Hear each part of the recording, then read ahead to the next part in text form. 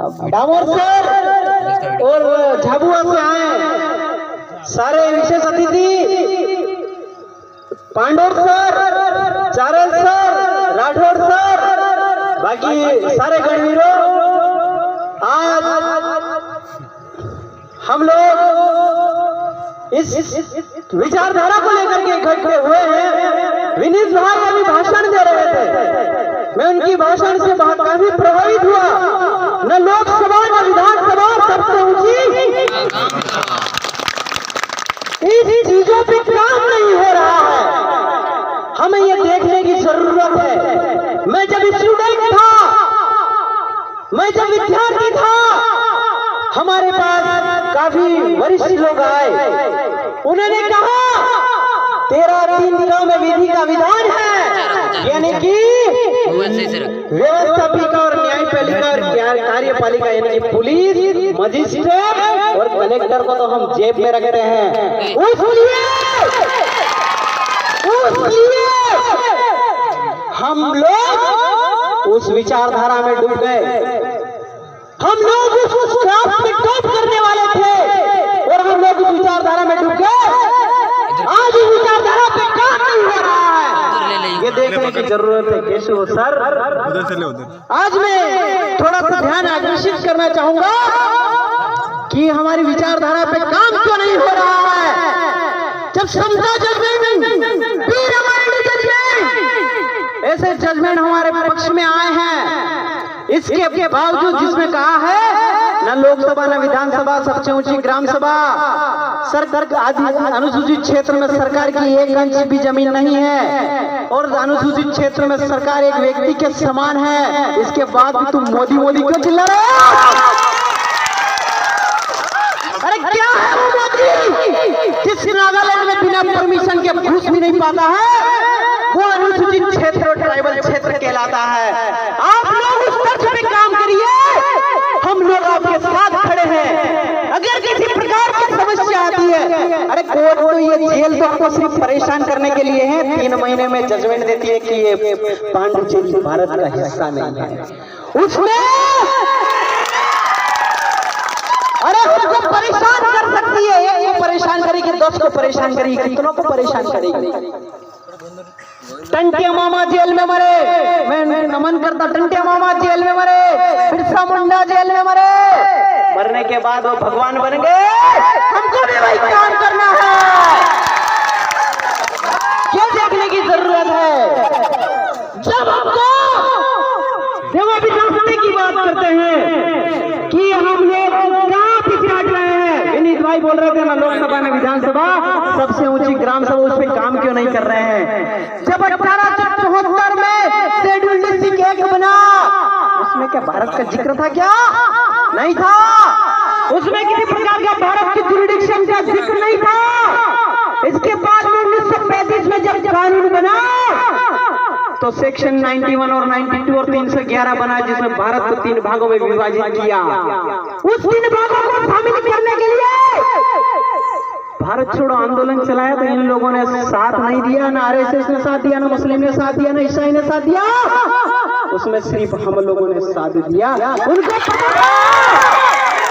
उनको पता था कि ये देश छोड़ना सिर्फ अंग्रेजों के लिए नहीं था, देश छोड़ना हिंदू मुस्लिम सिख ईसाई सबके लिए था।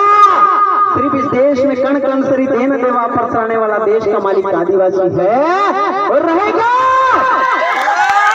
अरे ये संविधान गेजेट नोटिफिकेशन है, ये गेजेट नोटिफिकेशन कब रद्द हो जाएगा?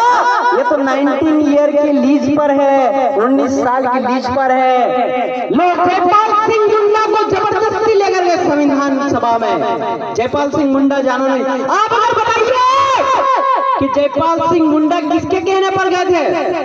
जयपाल सिंह मुंडा की 3 बीवियां थी, तीसरी जो औरत थी, माफ करना दोस्तों, तीसरी जो औरत थी वो नेहरू की राखी गोरे की बहन थी। मैं आदिवासी महासभा की विचारधारा रखता हूँ, इसलिए बता रहा हूँ कि जो तीसरी पत्नी थी वो जयपाल सिंह मुंडा जो है नेहरू की से राखी गोरे के संबंध है। 15 दिन तक दारू के उसमें रखा, जयपाल सिंह मुंडा को रिप्रेजेंटेटिव बना के जो है संविधान सभा पे ले जाया गया और जयपाल सिंह मुंडा ने एक ही बात कही कि तुम आदिवासी को क्या लोकतंत्र सिखाओगे, उस समाज से तो तुमको लोकतंत्र सीखना होगा।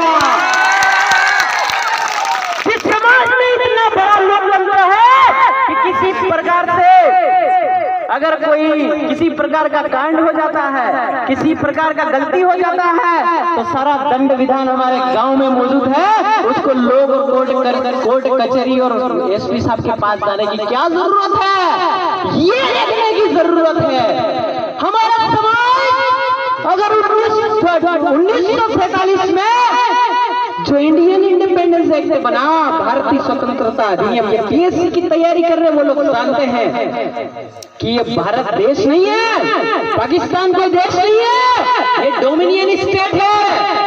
ये डोमिनियन जो स्टेट है, इसके आधार पर सेक्शन जो है सेक्शन 7 के ABC में ये लिखा है कि ब्रिटिश इंडिया, इसके अब इंडियन स्टेट और ट्राइबल एरिया, यानी कि ब्रिटिश इंडिया वो है जिसमें अंग्रेजों ने राज किया और उनको हस्तांतरण करके इन ब्राह्मणों को दे दिया। इसके बाद इंडियन स्टेट वो है जहां पर पे ये जो जम्मू कश्मीर हैदराबाद वाले इलाके हैं जहां राजा महाराजा थे, और सी वाला इलाका वो ट्राइबल एरिया है जहां इस देश का मालिक राज करता है, वही राज।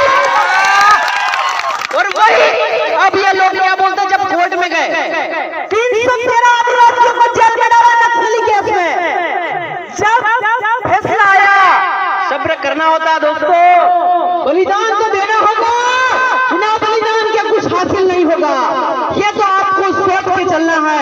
जब कोर्ट का फैसला आया, Naresh Chandra Bose versus state of Nagaland में क्या बोला कि भारतीय स्वतंत्रता अधिनियम 1947 395 उसको रद्द, अनुच्छेद 395 उसको रद्द करता है, तो अनुच्छेद 372 एक वापस उसको सुरक्षित कर देता है।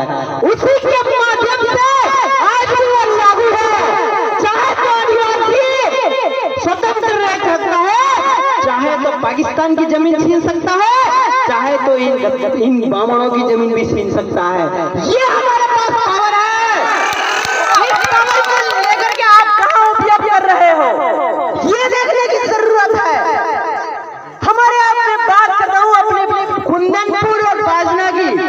आप देखिए दामोद साहब बेटे बारह बाजना से बेटे, सारी बुद्धि जी ये बाजना से हैं, सारे प्रदेश अध्यक्ष बाजना से हैं। मैं ये चीज बताऊंगा कि कुंदनपुर में दामोद साहब बारह से आज लेटर पेड बना है कि कुंदनपुर से बनियों को भागना ही होगा। अरे हम भगा के छोड़ेंगे। जिस एरिया में अनुच्छेद 19(5)(6) बोलता है कि गैर आदिवासी घूम सकता ना व्यापार कर सकता, तो हिम्मत कैसे हो गई घुसने की? उसी विचारधारा पे अगर काम करोगे ना, तो मैं दावा करता हूँ कुंदनपुर से तो 15 दिन ज्यादा से ज्यादा, इसके बाद तो भगा के छोड़ेंगे। ज्यादा से ज्यादा रहना हो तो रह लो, कितना रह सकते हो। 5वीं अनुसूची अगर लागू नहीं है तो लिखित में तो लो कि लागू नहीं है। अरे किसने कहा लागू नहीं है? किसने कहा कि इंडियन इंडिपेंडेंस एक्ट 1947 लागू नहीं है? किसने कहा कि अनुच्छेद 19(5) से लागू नहीं है? कौन से विधायक ने कहा मुझे बताइए? कौन से प्रधानमंत्री ने कहा मुझे बताइए? ये सारा लागू, चंद्र भाई 2 मिनट में केस में आया पर सारा माफ करना, मैं सारा बताऊंगा। राव देवड़ा सर आज, हाँ मैं माफी चाहूंगा, 1 मिनट बोल दूं। तो किसने कहा ये बताइए ना कि लागू नहीं है? देखो इस लागू नहीं है करके राजनीति नहीं करना, क्योंकि 1947 के भारतीय स्वतंत्रता अधिनियम के सेक्शन 7C को अंबेडकर और राजेंद्र प्रसाद जैसे लोगों ने हमको भारत में शामिल किया कि आपको कलेक्टर, आप पे कलेक्टर लगेगा, आप पे पुलिस लगेगी, तो उसके लिए हम जमीन गिरवे रखी उनको, तो कुछ तो हमको रकम मिलना चाहिए ना। वो रकम राजनीतिक 10 साल का आरक्षण मिला था। आप बताओ 10 साल का राजनीतिक आरक्षण 25 जनवरी 2020 को जब खत्म होने वाला था, तो मोदी जैसे लोगों ने 12 बजे उसको वापस 10 साल के लिए क्यों बढ़ा दिया? अगर 10 साल का राजनीतिक आरक्षण बढ़ाते हो तो शैक्षणिक आरक्षण जो शिक्षा में, अब जो राजस्थान में आप मांग रहे हो सीट का 1100 संसद सीट, आप बोल रहे हो हमको 50% आरक्षण, आप बोल रहे हो को इतना % आरक्षण, तो वही आरक्षण जब 100% तुम तो 10 साल का राजनीति आरक्षण छोड़ दो, इनको तो मकान और ईटा भी तोड़ के जाना पड़ेगा इस शिवगढ़ और बाजना से। राजनीति आरक्षण क्या करेंगे तो देखिए, क्या रिजल्ट आता है वो आपको पता हो जाएगा। आप अगर ये नक्सली बोलना तो घंटे मामा को भी आतंकवादी बोला भाई लोगों ने, डरिए मत, आपको हिम्मत रखना होगा, लड़ना होगा, बिना डरे आपको हर चीज करना होगा, तभी आप आगे बढ़ पाएंगे। सुप्रीम कोर्ट के जजमेंट है जिसमें 2011 में कहा कि देश के मालिक हो, तो किस बात के तुम गांडू और फटीचरों से डर रहे हो, जिसमें 7% आरक्षण में एमपी में तुमको अभी जॉब के लिए लड़ना पड़ रहा है, उस धारा के लड़ रहा है, मेरे को नौकरी नहीं मिलेगी, क्या गारंटी है तुमको नौकरी मिल जाएगी बताओ? अरे आदिवासी और देश के मालिक हो तो आपको उठना पड़ेगा, लड़ना पड़ेगा। अगर बिरसा मुंडा उस समय राजनीति कर लेते, टंटिया मामा उस समय राजनीति कर लेते, जयपाल सिंह मुंडा उस समय राजनीति कर लेते, तुम्हारा अस्तित्व नहीं होता, तुम आदिवासी हो ये कोई पहचानता नहीं, पर उन लोगों ने दे रखा, 25 साल की उम्र में उन्होंने बलिदान दिया, उसकी वजह से तुम लोग यहाँ बैठे हो, अन्यथा तुम्हारी कोई औकात नहीं होती। कड़वा है पर मैं सच बोल रहा हूँ, ये राजनीतिक आरक्षण तुमको लेट मिला। पिटीशन डाला है आदिवासी महासभा ने, पिटीशन, उस पिटीशन में लोकसभा आरक्षण को निरस्त करने का था, लोकसभा चुनाव को निरस्त करने का था। इन लोगों ने कहा आप लेट हो गए हैं। अगर आईपीसी सीआरपीसी हम आदिवासियों पे नहीं लगते तो किस आधार पे लगवा रहे हो? आपका ग्राम सभा एक्टिव नहीं है, अगर ग्राम सभा एक्टिव नहीं है तो गांव के लोग आपके साथ नहीं है, फिर आप कार्य किस हिसाब से कर रहे हैं? ये चीज आपको देखने की जरूरत है। माफी चाहूंगा अगर मैंने कुछ गलत बोला हो।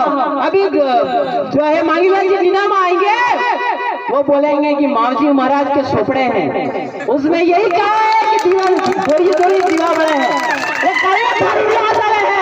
अरे काया थारू राज आइयो बच्चों पहचान ले, तेरे को जागना होगा, तेरे को लड़ना होगा। अगर नहीं लड़े, अगर तो यूं बोलेंगे कि वो 1900 की दशक में बिरसा मुंडा हमारे लिए बलिदान दे गए थे, टंटिया मामा बलिदान दे गए थे, वो तो हमारे लिए भगवान थे, पर 2019-20 के जो गुंडे थे वो आपको बुला लेंगे, झूठे लेंगे, आपके बच्चे बोलेंगे।